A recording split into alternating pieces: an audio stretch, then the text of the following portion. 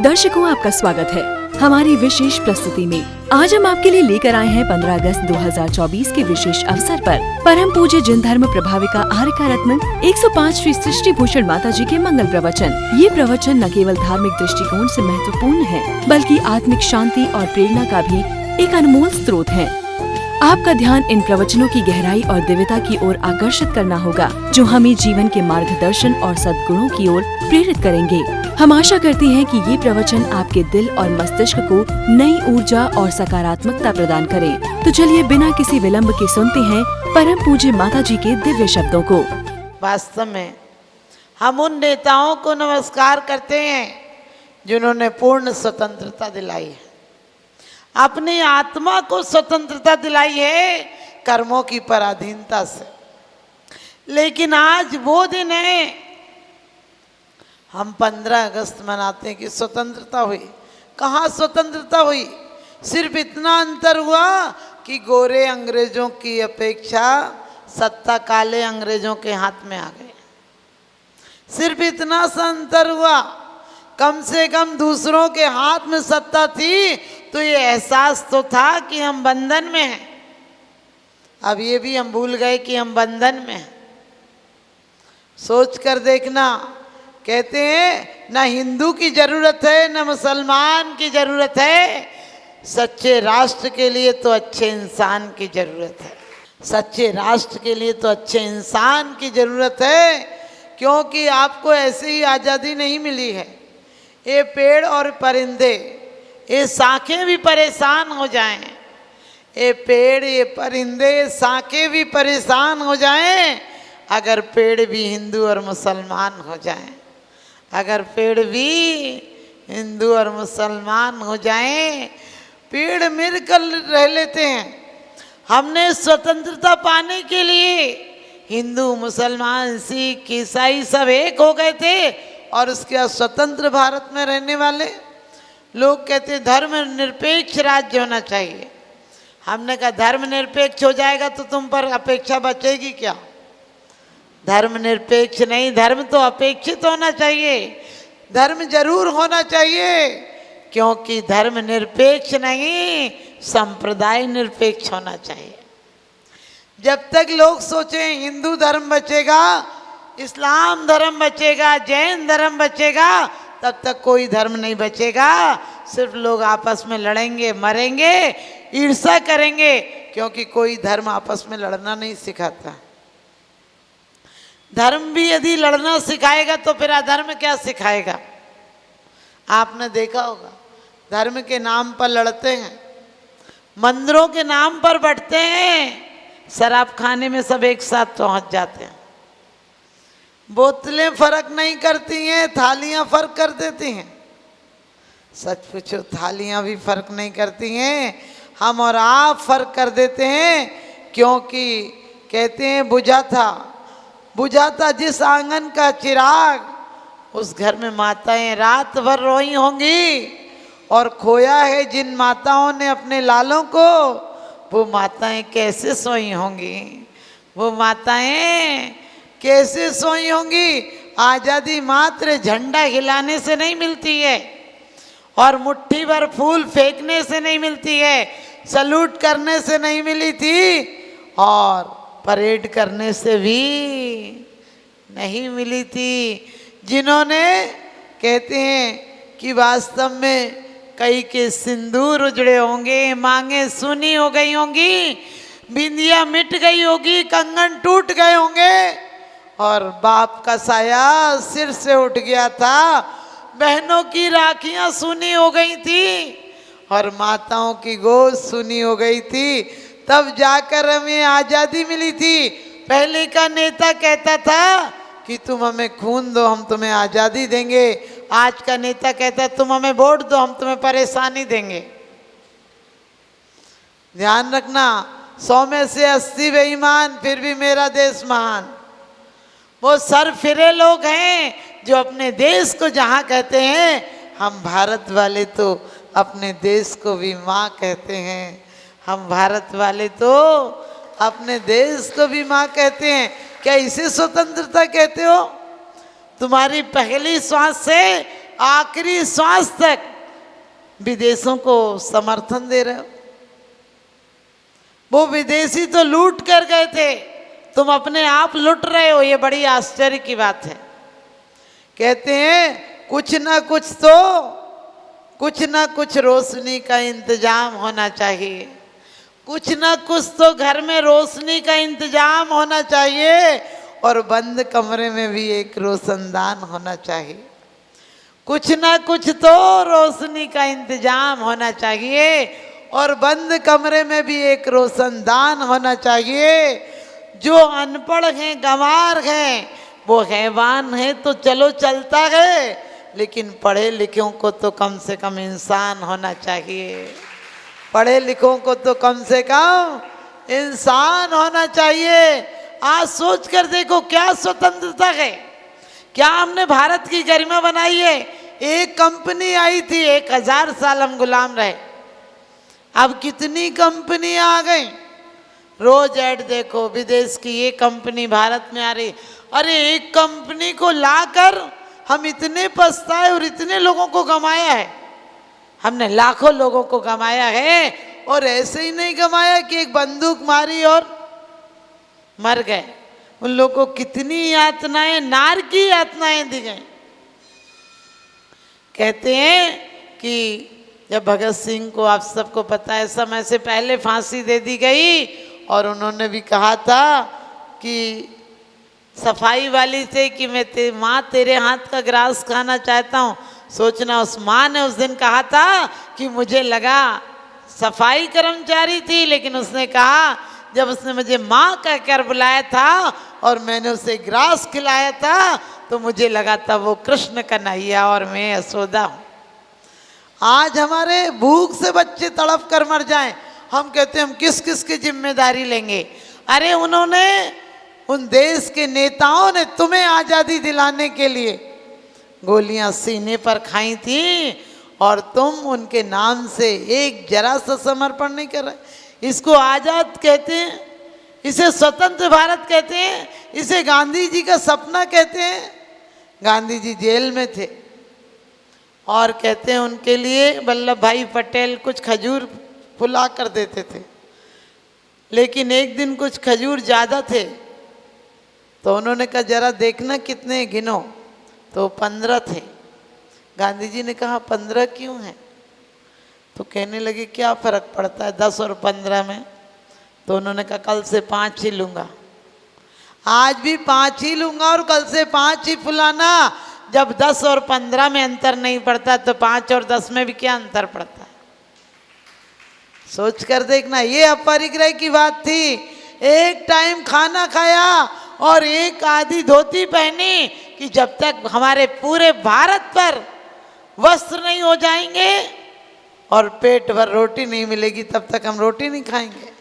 और उसी बरदा में आप सबको पता है, किसी दिन ये अनाउंस किया गया कि सब लोग आज एक टाइम खाएंगे, तो रोज एक टाइम में 20 किलो आटा लगता था, उस दिन 40 किलो आटा लग गया।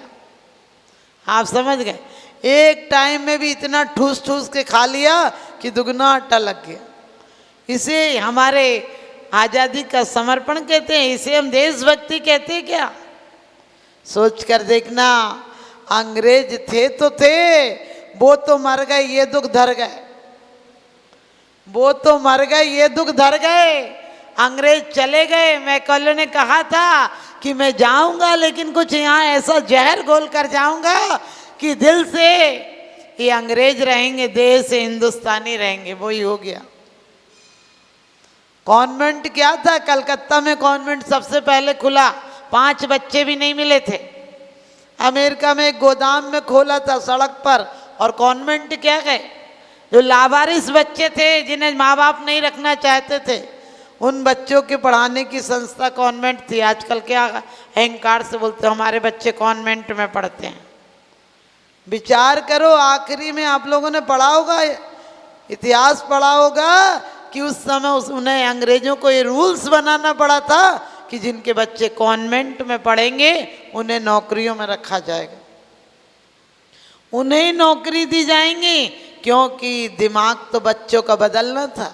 आज बदल गया दिमाग। आज आपको पता है हम हिंदुस्तान में रहते हैं, लेकिन हमारा पढ़ा लिखा व्यक्तित्व विदेश चला जाता है, यूरोप अमेरिका चला जाता है, सबसे एक नंबर का माइंड वहाँ चला जाता है, क्योंकि हम इंसान की कदर करना ही नहीं जानते हैं। कहते वारे वाह गांधी, तेरे देश में खूब चली तेरे नाम की आंधी, जिंदगी भर रहा लंगोट में, आज बैठा है 500 के नोट में। सोच कर देखना, हमने नोट में बैठा दिया गांधी को, चिलचिलाती धूप में चौराहे पर खड़ा कर दिया कि देख तेरे भारत की हालत। तू देख कर भी रोने नहीं लगे तो कहना यहाँ क्या बचा गए।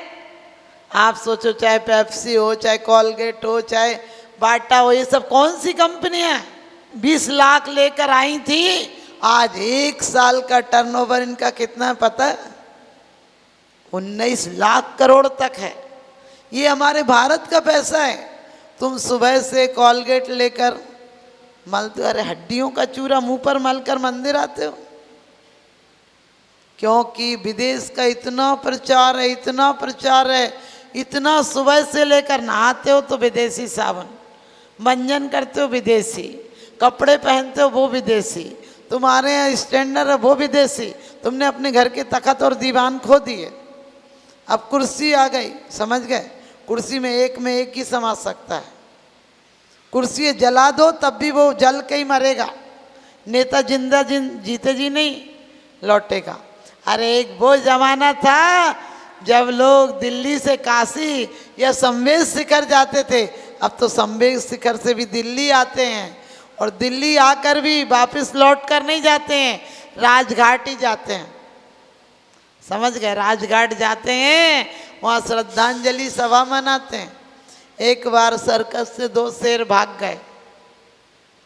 जब 2 शेर भाग गए और कोई 1 महीना बाद आपस में मिले, तो एक तो बहुत मलंद हो रहा था, खा पी के दुगना हो गया था, और एक तो मरियल हो गया था, उसे कुछ खाने ही नहीं मिला, शिकार नहीं मिला। वो बोला भाई तू इतना मोटा कैसे हो गया? कहने लगे तू ऐसा मरियल कैसे हो गया? बोले हमें कुछ खाने ही नहीं मिला, लेकिन तू ये बता तू इतना मोटा कैसे हो गया? कहने लगे मैं तो ऐसी जगह पहुंचा था कि जहाँ रोज भी एक ले लो तो कोई दिक्कत नहीं है। मैं पार्लियामेंट में था, वहाँ मर जाए तो लोग शोक संदेश देते हैं, लेकिन अंदर में खुशी मना रहे होते, चलो ये गया तो मेरी गद्दी तो आई। आप ध्यान रखना, हम उन नेताओं को नहीं मानते जो भ्रष्टाचारी से लोगों का खून पीकर अपने घर की तिजोरियां भर लेते हैं। आप सोच कर देखो, आज नेता इतने इल्जाम लगाता है एक दूसरों पर, सिर्फ निंदा ही निंदा करता है, वो आकर क्या देश को उत्थान करेगा? जो चुनाव में करोड़ों रुपया लगा देता हो, वो यहाँ आकर क्या देशभक्ति करेगा? क्योंकि एक बच्चा मिट्टी खा रहा था, पड़ोसी ने कहा भाई साहब अपने बच्चे को समझाइए। उनने कहा तुझे क्या दिक्कत है? बोले बच्चा मिट्टी खा रहा है, इसका स्वास्थ्य खराब हो जाएगा, और स्वास्थ्य खराब हो गया तो आपका भविष्य खराब हो जाएगा। कहने लगे चुप रहे, वो अपना भविष्य बना रहा है। बोले इसमें मिट्टी खा रहा है, क्या भविष्य बना रहा है?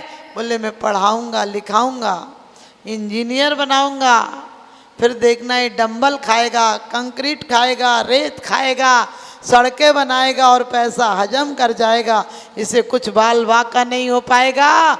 और करम जला कहीं नहीं बन पाया नेता, करम जला कहीं नहीं पढ़ पाया और इंजीनियर नहीं बन पाया, तो फिर मैं इसे देश का नेता बनाऊंगा। फिर देखना ये सड़कें, पुल और कॉलेज तो क्या पूरा देश खा जाएगा और अपने देश में महान कहेगा। आप समझ गए? ये आज़ादी है हमारी। जब आज़ादी मिली थी तो 3000 कत्ल खाने थे, अब 3 लाख से ज़्यादा कत्ल खाने हैं। आप इसे आज़ादी मानते हैं? आपका भोजन विदेशी हो गया, भेषज यानी दवाइयाँ विदेशी हो गई, आपका भजन विदेशी हो गया, आपकी भूषा विदेशी हो गई, आपकी भाषा विदेशी हो गई। पहले हम पढ़ाते थे 1 2 3 4 करो सभी से प्यार, अब पढ़ा रहे हैं 1 2 3 बाप बेटा फ्री। पहले हम पढ़ाते थे का से कमल, आप समझ गए? का से कमल, रा से रथ, ज्ञा से ज्ञानी। अब ऐसे आपको पता है, ऐसे ऐसे ने गधा, और जेड से जेवरा यानी विदेशी गधा। गधे से शुरुआत कर रहे हो और गधे पे ही समाप्त कर रहे हो। अब बीच में गधे ही तो रहेंगे। मैं ये नहीं कहती हूँ कि इंग्लिश मत पढ़ाओ। एक दिन एक अंग्रेजी, हम क्यों सोचते हैं, अंग्रेज तो नहीं सोचते हिंदी अनिवार्य है। 18 देश परतंत्र हुए थे अमेरिका के, यानी उसने कूटनीति से सत्ता ली थी। लेकिन हम ही ऐसे हैं कि सारा संविधान तक वो ही चल रहा है।